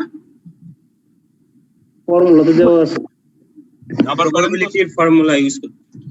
এইটা হচ্ছে যে প্রবাবিলিটির কি নিচেই হচ্ছে যে ফর্মুলাটা খেয়াল আছে আপনাদের, যে total possible number of events, এটা মোট কতজন চাকরি করে এখানে? 111 জন, তার ভিতরে কতজন সেটা বলতে হবে। ও আচ্ছা আচ্ছা, এমনি আমরা 37 শুধু লিখতে হ্যাঁ, পারবো না। এই অফিসে 111 জনের ভিতরে 37 জন এই অফিসে কাজ করে, আর 111 জনের ভিতরে 38 জন কাজ করে বি অফিসে।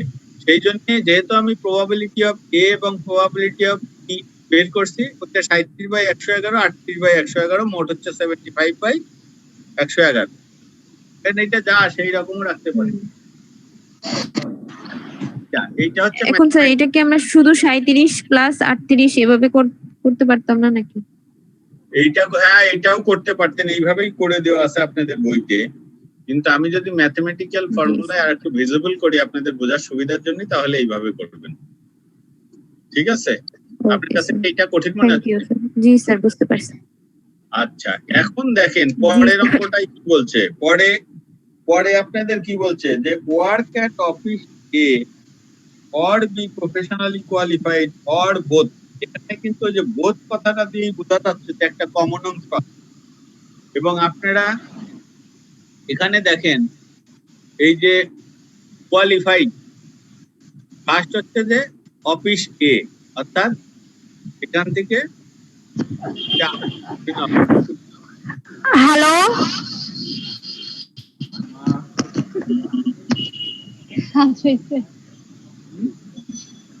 এইবার শুনতে পাইছেন? আর এবারে আজকে বলতে শুনবো, কি করে বলেন?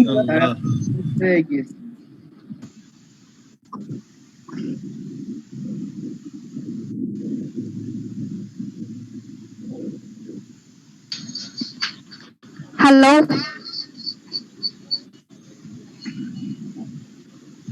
আমার মধ্যে সাইলে অনেক দুইটা অ্যাকাউন্ট লগ করছে। স্যার আপনি মিউট করো আপনার। আমার মনে হয় সাউন্ডের প্রবলেম হচ্ছে। স্যার আপনার আইডি মিউট করো স্যার।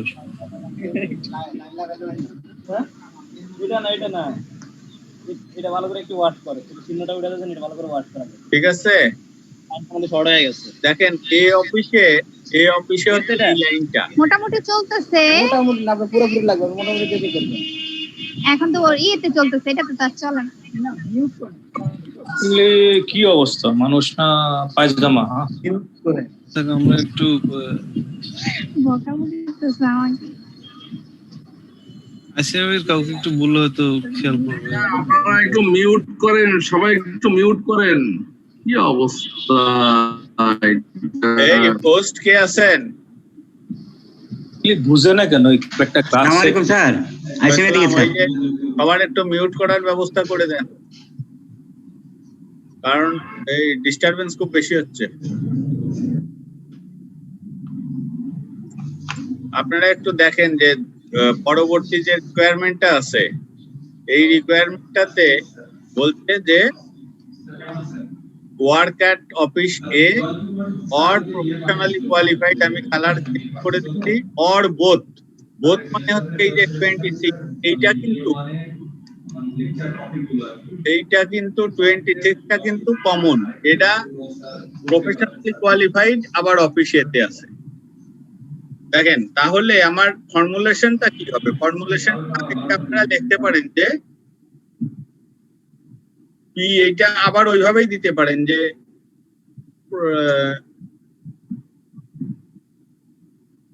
বা আমি আলাদাভাবে লিখে দিই এখানে, আপনারা দেখেন পি আমাকে কি বলছে, চাচ্ছেটা কি,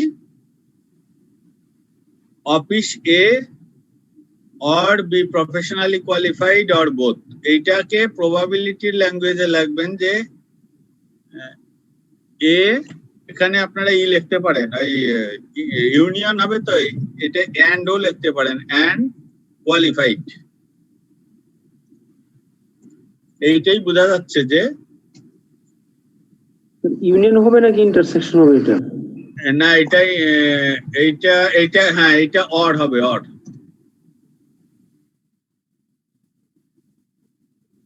এইটার মানে হচ্ছে যে এ অফিসে থাকবে, কোয়ালিফাইড হবে অথবা দুইটাই হবে। তাহলে এইটার ফর্মুলা আমরা যেটা শিখলাম সেটা হচ্ছে যে probability of A plus probability of professionally qualified কেউ মাইনাস পি এ, এই জায়গাটাই and কিউ তে কোয়ালিফাইড মিন করছে এইটা। তাহলে এইটা যদি হয় তাহলে আমরা এখন তাহলে কিভাবে এইটা মানটা বসাই দেবো? মান বসাই দিলে দেখা যাবে যে অঙ্কের অ্যান্সারটা চলে আসছে। যে ফার্স্ট হচ্ছে যে প্রফেশনালি অফিস এ হচ্ছে 37/111,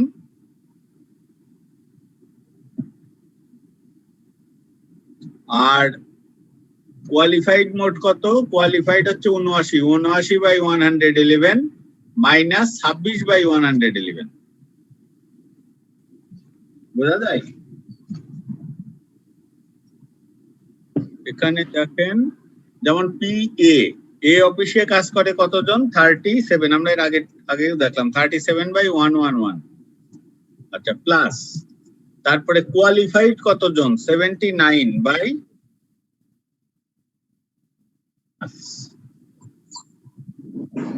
এ এবং কমন টার্ম কোনটা? এর লাইনে যান আপনি, দেখেন এর লাইন এইটা, কিউ এর লাইন এইটা, দুটার ইন্টারসেকশন হচ্ছে কমন হচ্ছে 26। তাহলে এই জায়গাটাই হবে 26 ডিভাইডেড বাই 111 জনের ভিতরে। এইটা সমান তাহলে কত হয়? 79 আর 37 যোগ দেবেন, দিয়ে 26 বাদ দিবেন, তাহলে কত হয়? 90/111। এইটাই হচ্ছে অ্যান্সার। দেখেন ক্লিয়ার কিনা এটা? আমি একটু কোশ্চেন করতে যাচ্ছি এখানে। কমন যে ইয়াটা ছিল পিএনবি, এখানে 26 আসছেন, যেটা লোয়েস্ট যে নাম্বারটা থাকবে, যেটা আপার নাম্বারের ভিতরে থাকতেছে, এটাই কমন হিসেবে ইউজ হচ্ছে, মানে লোয়েস্ট আর কি। আচ্ছা, আমি একটু এসে যাই। 26 যেটা আর কি, এটা কোনটা?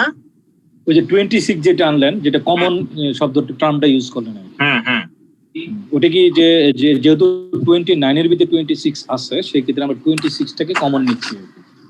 এটাই বিষয়টা ওইভাবে চিন্তা করবেন না, চিন্তা করবেন যে প্রথম আপনি যখন অফিস এ লিখলেন তখন নিলেন কত? 37 না? হ্যাঁ, 37 এর ভিতরে 26 আছে কিন্তু। আছে। আচ্ছা, আবার যখন কোয়ালিফাইড নিলেন তখন নিলেন 79/111, এর ভিতরে 26 আছে। ইয়েস, তাই 26 দুইবার নেওয়া হয়ে গেল না? দুইবার। এই জন্য একবার বাদ দিতে হবে। ওকে, বুঝতে পারছেন? জি স্যার। এইটাই হচ্ছে মূল কথা। তাহলে এই যে দেখেন, এই যে ফর্মুলাগুলো আমরা অ্যাপ্লাই করলাম, বিশেষ করে এখানকার এই যে প্রথম যে 3টে লাইন, এই 3টে লাইনের আপনাদের বইতে এ পর্যন্ত আমরা পাচ্ছি। পর্যন্ত ক্লিয়ার কিনা বলেন? জি স্যার, বুঝতে পারছি। তাহলে কিন্তু পরে আবার হয়ে যাবে। আচ্ছা, ঠিক ওই অঙ্কটাই, কিন্তু ডিমান্ড আলাদা। উদাহরণ ওই ধরনেরই অঙ্ক আর কি। আপনাদের টেস্ট টু আন্ডারস্ট্যান্ডিং 3 মনে হয় আছে। এই 3 টেস্ট টু আন্ডারস্ট্যান্ডিং 3 যেটা আছে, এইটার উপরে আপনাদের বইতে বেশ কয়েকটা অঙ্ক আছে, এবং এটা পরীক্ষায় এই দুটো অঙ্ক, যে অঙ্কগুলো দেখাচ্ছে এই অঙ্কগুলো কিন্তু পরীক্ষায় চলে আসছে অলরেডি, আবার ভবিষ্যতেও আসতে পারে, হয়তো ভিতরে সামান্য চেঞ্জ করে দেবে। এই অঙ্কটা দেখেন ভালো হবে। এটা কি আছে আপনাদের বইতে আছে, পড়েন। 346 নাম্বার প্লিজ। আছে several of the examples in this chapter are based on the following table, এই টেবিলের উপরে আরো একটা অঙ্ক আছে। তাই এখানে এই যে a check on the quality of all the items produced by 3 shifts at a factory during a certain day. আপনাদের বইতে টেস্ট টু আন্ডারস্ট্যান্ডিং 3, আমার এখানে 3 আছে, আপনাদের কত আছে ঠিক জানি না। সেম। আচ্ছা, এখানে কি বইতে কি অঙ্কটা আছে? এটা হলো 111, এটা গেল আছে স্যার। এই যে এইটা, এই অঙ্কটা আপনাদের এই বইতে যেটা the following table relates to a check on the quality of all items produced by 3 shifts at a factory during a certain day. এখানে দেখেন একটা ফ্যাক্টরির 3টে শিফট, মনে করেন 8 ঘন্টা করে, 3টে শিফট, 3 × 24 ঘন্টায়। একটা শিফটের নাম দিলাম এক্স শিফট, একটা ওয়াই শিফট, একটা জেড শিফট। এই ফ্যাক্টরি থেকে যে সমস্ত প্রোডাক্ট বেরোয় সেগুলোকে 3 ক্যাটাগরিতে ভাগ করা যায়। একটা হলো গ্রেড 1, একটা গ্রেড 2, একটা ফল্টি। তা গ্রেড 1 এর যেটা, সেটার মোট সংখ্যা হচ্ছে 208টা। এর ভিতরে 65টা এক্স শিফটের, 72টা ওয়াই শিফটের, 71টা জেড শিফটের। গ্রেড 2 এ আছে মোট 161টা, এর ভিতরে 56টা x, 72 from Y and 33 from Z. And faulty is 31. From X shift 9, from Y shift 16 and from Z shift 6. Total number of products is 400. তাহলে 400 এর ভিতরে শিফট X থেকে পেলাম 130, শিফট Y থেকে 160 and শিফট Z থেকে 110। এখন দেখেন এই যে একটা ম্যাট্রিক্স তৈরি করলাম, তো যেমন এই যে 33টা কি রিপ্রেজেন্ট করে? Grade 2 product from Z shift Z. এইরকম প্রত্যেকটা ফিগারেরই এক একটা আইডেন্টিফিকেশন আছে, যেটা কোন কোয়ালিটির এবং কোন শিফট থেকে সেটা প্রডিউস হয়েছে। এই তথ্যের ভিত্তিতে বলছে if an item is select, একদিনে তৈরি হলো, মনে করেন এই প্রোডাক্টগুলো আমি একটা ড্রামের ভিতরে রাখলাম, ড্রামের মুখ বন্ধ, তার মানে এটা হলো র্যান্ডম বলে আর কি, র্যান্ডমলি, আমার কোনো বায়াসনেস নেই এখানে, আমি জাস্ট আন্দাজের উপরেই টান দিলাম। তাহলে বলছে যে আমার হাতে যে প্রোডাক্টটা উঠে আসবে ওইটা গ্রেড 1 হওয়ার সম্ভাবনা কত?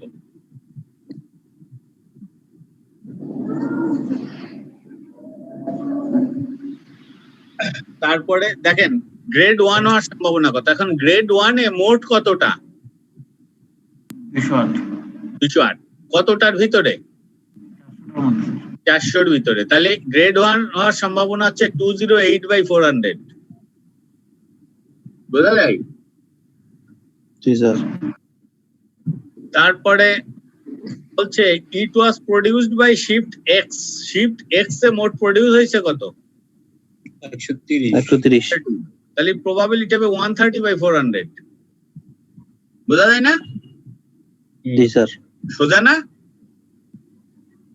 স্যার কি এখনো হ্যাঁ বলেন না কেন? আপনাদের কাছে কঠিন লাগছে নাকি? না স্যার, না স্যার, ইজি লাগতেছে স্যার। হ্যাঁ, বেশি ইজি লাগতেছে স্যার, আমরা ধরতে পারছি ইজি লাগতেছে। ঠিক আছে, বেশি ইজি হইলে আবার ওই কেয়ারফুল হয় না। আমি যখন এই ফাঁকা রাস্তায় গাড়ির ড্রাইভার নিয়ে যাই, আমি ড্রাইভারের পাশে বসে বলি সাবধান, আর ফাঁকা রাস্তায় কিন্তু আবার ভয় বেশি, সেজন্য স্পিড সাবধানে উঠাইতে হয়। তা বেশি সোজা হইলে কিন্তু আবার ভয়ও থাকে বেশি। এই আপনি যে স্টাইলে পড়াচ্ছেন এটাতে আমাদের জন্য ধরতে ইজি হচ্ছে, এটা বলছেন? হ্যাঁ, আপনি যে স্টাইলে পড়াচ্ছেন এটাতে ইজি লাগতেছে সব ইজি। আরে পরীক্ষার হলে দিয়েও দেখবেন যে আরে মনে হচ্ছে স্যার যেটা বলে দিয়েছে ওই রকমই মনে হচ্ছে, সব ইজি, খালি একটু চোখ বুলাই যাবে। জি স্যার। 3 নম্বরে it was produced by shift Y or shift Z. দেখেন অড মানে কি ইউনিয়ন না ইন্টারসেকশন? ইউনিয়ন। ইউনিয়ন। তাহলে এবার চোখের সামনে ওই ফর্মুলাটা হাজির করেন। প্রবাবিলিটি অফ ব্র্যাকেটে এখানে আছে ওয়াই জেড, আপনার ওখানে আমি শিখাইছি এ আর বি। তাহলে বলেন P within bracket Y and না অড ওয়াই অর জেড, তাই না? P Y or Z equal to formula কি? P Y plus P Z minus PZ Y minus P Z, P Y and P Z, তাই না? কিন্তু ওই যে last পার্টটা P Y and Z, P Z. এইটা কি এখানে आयात पर 35% कम करता लगता ना हमको एमने को मैं तो नहीं तो ना রেজিস্ট্রেশন নাম্বার আপনার ওখানে মিউট করেন। কন্টাক্ট করতে আর কি আপনাকে যাবি নেবেন তার উপরে যা লেখা হচ্ছে পাও যে 65 পাও এটা দেখো না চোখে। তারপর তো বড় ভাই আরেকজন রাগ করে ছিল আপনার। আচ্ছা দেখেন ওই বিলের এই যে আমরা যেটা যে জায়গাটা তোর মনে কর হাই কি করতে বিলটা কেমনে বানাইতো তোর মনে কর এই কে এত কথা বলেন, কে কথা বললে মিউট করে বলেন। দেখেন ওয়াই অর জেড আমরা যেটা বললাম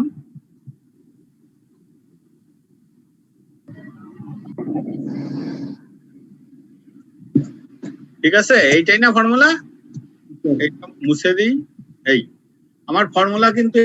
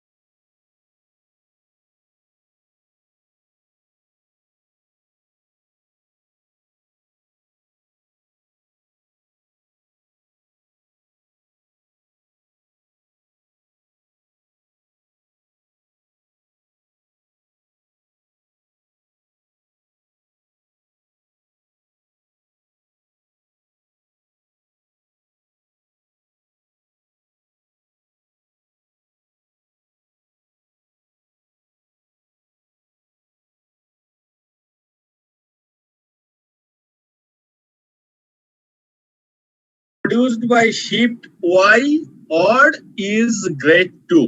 এবার দেখেন ওই যে আগের অঙ্কটার মতো একটা কমন টার্ম চলে আসবে। দেখেন শিফট ওয়াই মানে হচ্ছে যে এই যে এই লাইনটা 160 এর লাইন, আর গ্রেড 2 মানে কি এই যে এই লাইনটা 56 থেকে শুরু হয়ে 161 তে শেষ হলো। তাহলে এর কমন কত? 72। ওয়াই বরাবর আসলেও 72 পাচ্ছি, গ্রেড 2 বরাবর হরাইজন্টালি গেলেও 72 পাচ্ছি, অর্থাৎ 72 দুইবার পাচ্ছি এই যে পরের 72টা। এই জন্য 72/400 একটা মাইনাস হবে। তার মানে এই ডি নাম্বারের অ্যান্সার হবে, যেহেতু ওয়াই অর গ্রেড 2, ওয়াই মানে 160/400, গ্রেড 2 মানে 161/400, মাইনাস হবে এই যে কমন 72/400। দেখেন দেখেন 160/400 plus 161/400 minus 72/400 equal to 249/400 equal to এইটা। স্যার 72/400 কেন দিলাম স্যার দুইবার আসাতে? সবই তো 400, ওই যে 2 বার আসছে যে 72, যে আমি যদি ওয়াই বরাবর নিচের দিকে নামি তবুও 72 ক্রস করতে হচ্ছে, যদি গ্রেড 2 বরাবর ডান দিকে যাই তবুও 72 ক্রস। 72ই একমাত্র সংখ্যা যেটাকে 2 বার ক্রস করতে হচ্ছে, এই জন্য একবার না, এটা ব্রেক ইভেনে পড়ছে বলে। হ্যাঁ, মানে দুইটা একটা রাশি রো আর কলাম মিলে গেছে বলেই হ্যাঁ রো আর কলাম মিলে গেছে বলে। বুঝতে পারছি। না মিললে আমি মাইনাস দিতাম না, তাই না স্যার? যদি না মিলতো তাহলে আমি মাইনাসটা দিতাম না। হ্যাঁ, দিতাম না। এইটা তখনই মিলবে না যখন আপনি এক্স অর ওয়াই অথবা ওয়াই অর জেড অথবা জেড অর এক্স এইরকম কলাম টু কলাম যদি অর থাকে তাহলে পরে ওই লাস্টের অংশ হবে না।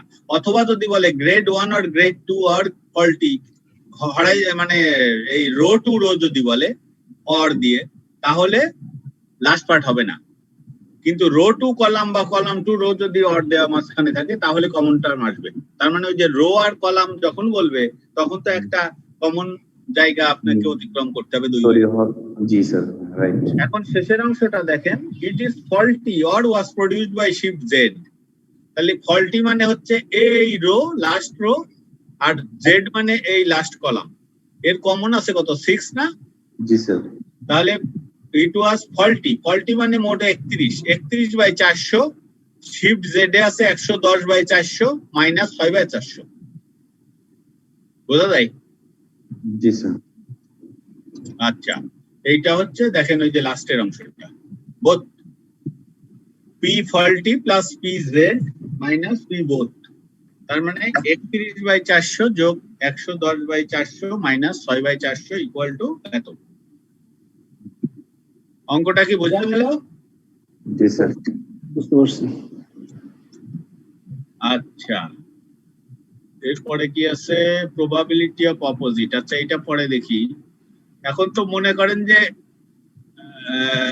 এর অঙ্কটা আর একটু দেখে আসি। এটা এই যে অঙ্কটা, এরপরে আপনাদের বইতে একটু দেখেন এই অঙ্কটা। বইতে test your understanding 5, test your understanding 5টা কি আপনাদের ওখানে আছে? জি স্যার, আছে স্যার। একই জিনিস, একই অঙ্ক না? একই অঙ্ক, একই টেবিল, কিন্তু একই অঙ্ক, তবে স্যার ওই যে রিকোয়ারমেন্টস ডিফারেন্ট। হ্যাঁ, এই সমাধানে এগুলো কি বলো নাই? রিকোয়ারমেন্ট আছে। তা ওই লাস্টে যেটা আছে, ইট ইজ নট গ্রেড 2। এখন বলেন যে ওই যে যদি আবহাওয়া অফিস বলে যে আজকে বৃষ্টি হওয়ার সম্ভাবনা 70%, তাহলে বৃষ্টি না হওয়ার সম্ভাবনা কত? 30%। 30%। কিভাবে পেলাম? পুরো total percent minus 100% minus 70% equal to 30%, অথবা 1 মাইনাস 0.70 ইকুয়াল টু 0.30, তাই না? হ্যাঁ, তার মানে এই যে মোট হচ্ছে 1, প্রবাবিলিটি মানে maximum value 1, minimum value 0। Maximum by total যদি 1 হয় তাহলে একটা অংশ দিয়ে থাকলে আর একটা অংশ 1 থেকে বাদ দিলেই তো হয়। একেই বলে প্রবাবিলিটি অফ অপোজিটস। তার মানে বৃষ্টি হওয়ার সম্ভাবনা না, এর অপোজিট হলো বৃষ্টি না হওয়ার সম্ভাবনা। তাহলে বৃষ্টি হওয়ার সম্ভাবনা যদি 30% হয় তাহলে না হওয়ার সম্ভাবনা 70%। আবার যদি বলে যে 50% বৃষ্টি হওয়ার সম্ভাবনা, তাহলে বাকি 50% হলো না হওয়ার সম্ভাবনা। একেই বলা হচ্ছে প্রবাবিলিটি অফ অপোজিটস। ডিফারেন্সটা আর কি sir? Difference. It often happens that it is easier to calculate the probability of the very opposite of the event you are interested in. It is certainly always worth thinking about if you are not sure how to proceed. যেমন মনে করেন একটা ওই যে লুডুর ছক্কা ছুড়ে মারলেন, এতে আপনি এটা তো একটা ফাইনাইট অংশ আছে, অতএব আপনি বলে দিতে পারবেন যে একের চেয়ে বড় যে সংখ্যাগুলো আছে সেইগুলো না পড়ার সম্ভাবনা কতটুকু। একটু ধাক্কা খেলেন। কিন্তু আমি যদি বলি যে 1 বা পুট, যেটাকে আমরা বাংলায় বলি আমাদের দেশীয় খেলাধুলার সময়, যে পুট মানে 1 পড়ার সম্ভাবনা কত, তখন বলবেন যে 1/6। তার মানে 1 না পড়ার সম্ভাবনা কত? 5/6। 5/6। এই 5/6 তো 1-এর চেয়ে বেশি যেগুলো আছে সেগুলো না পড়ার সম্ভাবনা, সেগুলোর পড়ার সম্ভাবনা, তাই না? এই যে মানে প্রবাবিলিটি অফ অপোজিটস গুলো এইভাবে চিন্তা করবেন যে আপনার সরাসরি যেটা চাচ্ছে এটা বের করা মনে হচ্ছে একটু ঝামেলাযুক্ত, কিন্তু এর উল্টাটা যদি চাইতো তাহলে আমার কাছে খুব সহজ। তাহলে আগে উল্টাটা বের করেন, বের করে 1 থেকে মাইনাস করে দেন, ঠিক আছে? নাম্বার 1 যেটা, if events A and B are mutually exclusive, mutually বলে দিছি কিন্তু আগেই যে একটা যদি ঘটে আরেকটা ঘটবে না, ঠিক আছে? রাইট। তাহলে if events A and B are mutually exclusive and together covered all possibilities, then PA, তার মানে probability of A plus probability of B equal to 1 হবে। যেহেতু আমরা জানি যে মোট প্রবাবিলিটি যোগফল, যেমন আমাদের একটা কয়েন যদি আমি টস করি তাহলে একটা হেড হবে একটা টেল হবে, তাহলে probability of H plus probability of T equal to 1। ঠিক এইরকম probability of A plus probability of B equal to 1।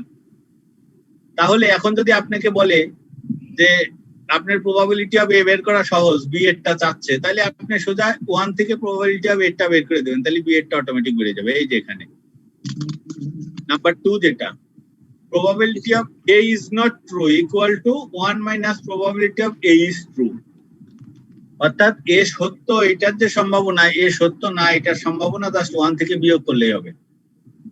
এবং এটা কিন্তু সাংঘাতিক একটা প্রবাবিলিটি রুল যেটা খুব বেশি ব্যবহার হয়। এবং আপনাদের এই যে টেস্ট আন্ডারস্ট্যান্ডিং 5 যেটা বললাম ওইটা শেষ অঙ্কটা, ই নাম্বারটা, ইট ইজ নট গ্রেড 2, তার মানে ইট ইজ ফ্রম গ্রেড 2, এটা বের করা কিন্তু, যেমন আমি এর আগের অঙ্কে যদি যাই, দেখেন প্রবাবিলিটি অফ গ্রেড 2 যদি হয় তাহলে কি হয়, 161/400 হয় না? জি স্যার। তাহলে probability of not from grade 2 সেটা কত হবে? 1 minus 161/400। এইটা হলো সহজ পদ্ধতি। অন্য পদ্ধতিতে গেলে বহু ঝামেলা আছে, অঙ্ক মিলবে কিন্তু বহু দূর করতে হবে, ঠিক আছে? জি স্যার। আচ্ছা, এরপরে আছে the multiplication rule of probability and conditional probability। এইটাও খুব ইম্পর্টেন্ট,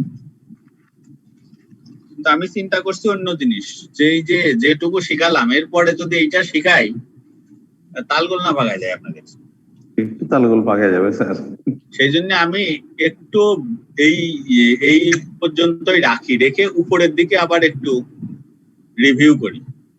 আমি নেক্সট স্যার আমাদের, হ্যাঁ এই স্লাইডগুলো কি স্যার আমাদের গ্রুপে দেয়া আছে? বুঝলাম না। এই যে স্যার যে স্লাইডগুলো আমরা পড়তেছি, না স্লাইডগুলো এটা আইসিএম এর কাছে, ওদের কাছে সব রেকর্ড থাকছে, ওদের কাছ থেকে কি করে নিয়েন স্লাইড। আপনার বইয়ের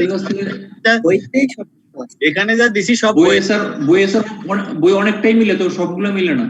আর সবগুলো মানে কিছু সুবিধা নিয়ে আসি, সেগুলো ওখান থেকে যে আপনাদের সামনে উঠছে না, দরকার হলে কিছু কপি বা ছবি তুলে রেখে, যেগুলো একটু সমস্যা আছে।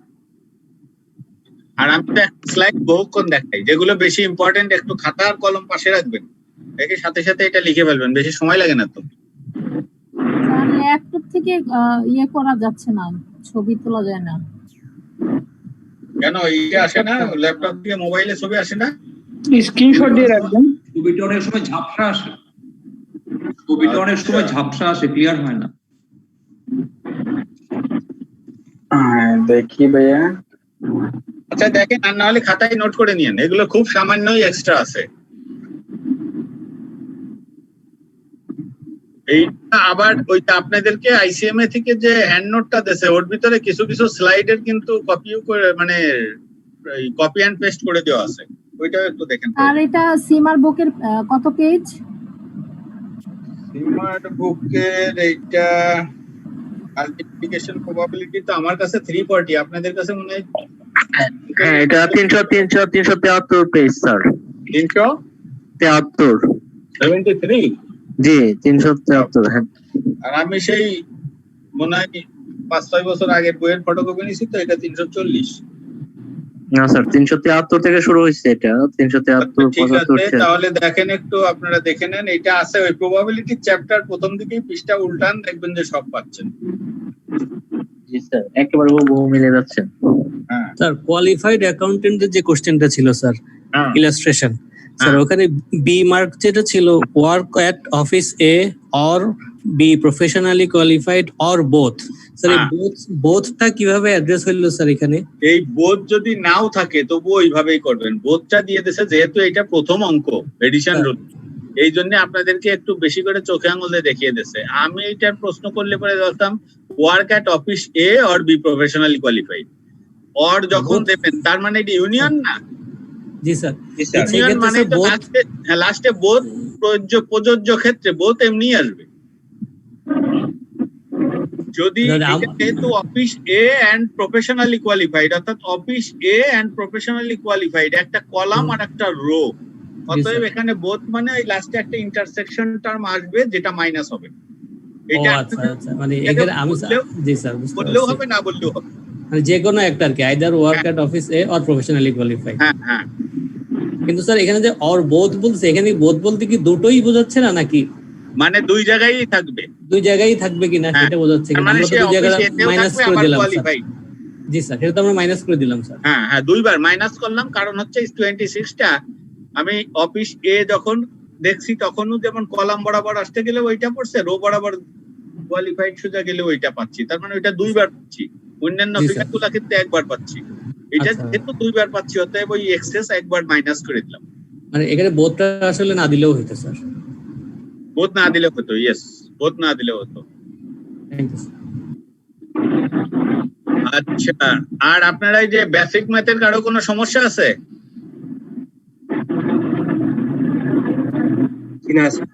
স্যার আপনি যে স্টাইলে পড়াচ্ছেন এটা আমাদের জন্য, আমার জন্য এনাফ হয়, আমি বুঝতে পারছি আর কি। না ঠিক আছে, করেন, অসুবিধা নাই। ওই বিশেষ করে যারা সায়েন্স বা কমার্স ব্যাকগ্রাউন্ড থেকে আসেন নাই তাদের উপযোগী করে পড়ানোর চেষ্টা করি, যাতে ওই আপনারা তো বুঝবেনই। সেক্ষেত্রে যারা আর্টস থেকে আসছে তাদের অঙ্কের অনেক সময় বলে যে স্যার বুঝি না, অনেক সহজ জিনিস, ওইটা স্বাভাবিক, তারা যেহেতু আগে স্টাডি করে নাই, এটা তাদের উপযোগী করে অনেক সময় একটু করে দিতে হয়, সেই দিকে চেষ্টা করি খেয়াল রাখতে আর কি। এই অঙ্কটা হ্যাঁ স্যার, আইসিএম এর প্রশ্ন কারা করে বেসিক্যালি?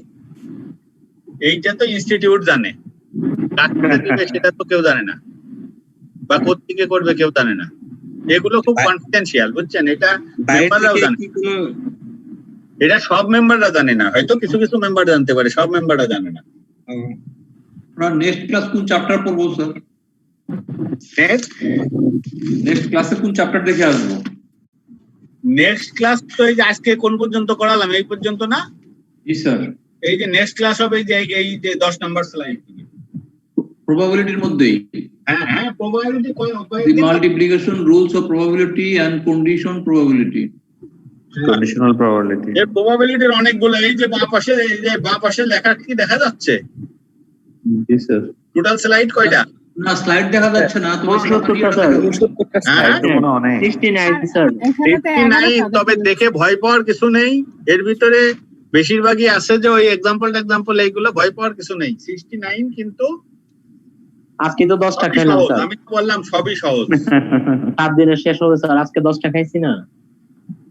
আর এইটা আমরা আগামী দিন শুরু করব, এই যে এইটার যে মাল্টিপ্লিকেশন রুল, যেটা মাল্টিপ্লিকেশন রুল, এবং এখান থেকে এই কন্ডিশনাল প্রবাবিলিটিটা আসে। কন্ডিশনাল প্রবাবিলিটিটার ক্ষেত্রে আমরা এই যে টেবিলটা এখন করলাম, টেস্ট ইউর আন্ডারস্ট্যান্ডিং 5 যেটা আসছে, ওইটাই কন্ডিশনাল রুল বা মাল্টিপ্লিকেশন রুলের অধীনে। কারণ ওখানে কিন্তু এই যে এখানে যেরকম 5টা জিনিস আপনাদের কাছে রিকোয়ারমেন্ট দেওয়া আছে, ওখানেও 5-6টা আছে বা 5টা আছে।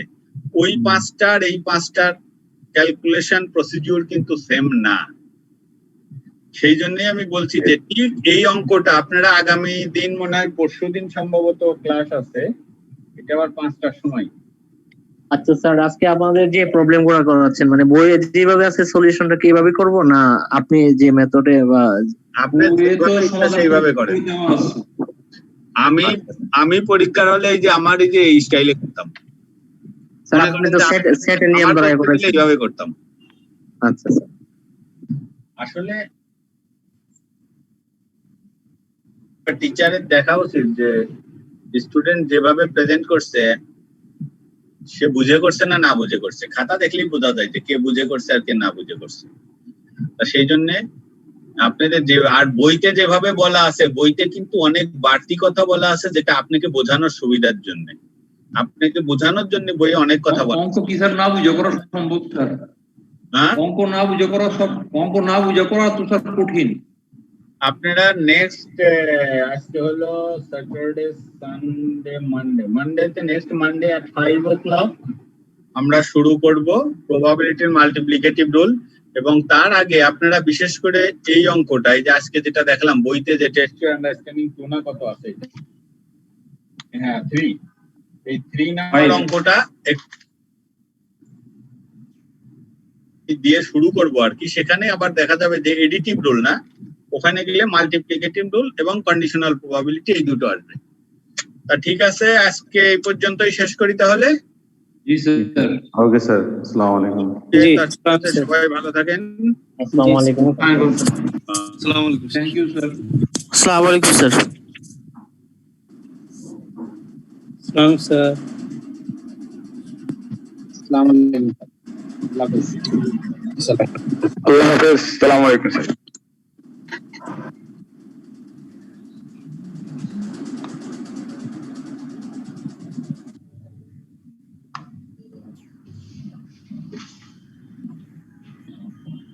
আচ্ছা, আইসিএম এর কেউ আছেন হোস্টে? জি হ্যালো। ভাইয়া, আজকে আমার ওই অপারেশন লেভেলের দুটো সাবজেক্টেরই মেইল আসে নাই। আমি বুঝতে পারলাম না কেন আসেনি। চ্যাট বক্সে যে স্ক্রিনশট দিয়েছেন এটা ডাউনলোড হচ্ছে কিন্তু ওপেন হচ্ছে না। আচ্ছা, অপারেশন লেভেলের আপনার লিংক যায়নি? না, আজকে দুইটা ক্লাসের একটাও আসেনি। স্ক্রিনশটটা এই ক্লাসের যে বিষয়টা এটা যদি আমাদের কালকেটা আবার আসছে কিন্তু আজকে দুইটার একটাও আসেনি। আচ্ছা আচ্ছা, ওখানে আইসিএম এর ক্লাসের পারপাস যে নাম্বারটা দেওয়া আছে ওখানে আপনি একটু মোবাইলে যোগাযোগ করেন। ওই নাম্বারটা কিন্তু সবসময় পাই না ভাইজান, মানে খোলা পাই না বা পাবেন। ওখানে কি ওই যে ফোন নাম্বারটা দেওয়া আছে? বিজনেস লেভেলের কি সবার আসে মেইল এখন? হ্যাঁ, এখন ক্লাসে প্রত্যেকেরই মেল যাবে। প্রত্যেক বলতে যারা আছে, কার আসে না?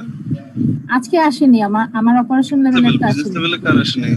আপনার আমার না, আসে বিজনেস লেভেলের আসছে, আমার অপারেশনেরটা আসে নাই। শ্রাবণী ওই বলেন, ওখানে অনেক একটু বলেন, আইসিএম যে আছে ওনাকে একটু বলেন শ্রাবণী।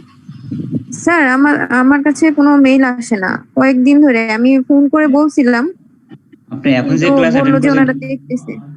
আপনার না, এটার কোনো মেইল আসে না। আমি আগে মানে এখন যে ক্লাস আগের করতেছেন লিংক থেকে এই আমি লিংক জয়েন কি করছি। না এটা যায় নাই। এটা আমি আগে যে লিংকগুলো পাঠিয়েছি ওইটা থেকে জয়েন করি রোজ। আচ্ছা, আপনি ওইটা থেকে ক্লাস রেজিস্ট্রেশন করে তারপর জয়েন করি। আচ্ছা আচ্ছা, আপনি ক্লাস পারপাসে যে নাম্বারটা আছে ওই নাম্বারে যোগাযোগ করে তারপরে আপনার ওই যে ইমেলটা ওখানে পাঠিয়ে দিলে আপনার লিংক গুলো দিয়ে দিবে। ইমেল নাম্বার, তারপরে রেজিস্ট্রেশন নাম্বার, নাম এটা দিলেই আপনাকে লিংক পাঠিয়ে দিবে। আমি তো ফোন করছিলাম ভাইয়া স্যার, আমি তো বলছিলাম কিন্তু ওনারা বললো এক ম্যাডাম ধরছিল, উনি বললো যে উনি দেখতেছেন।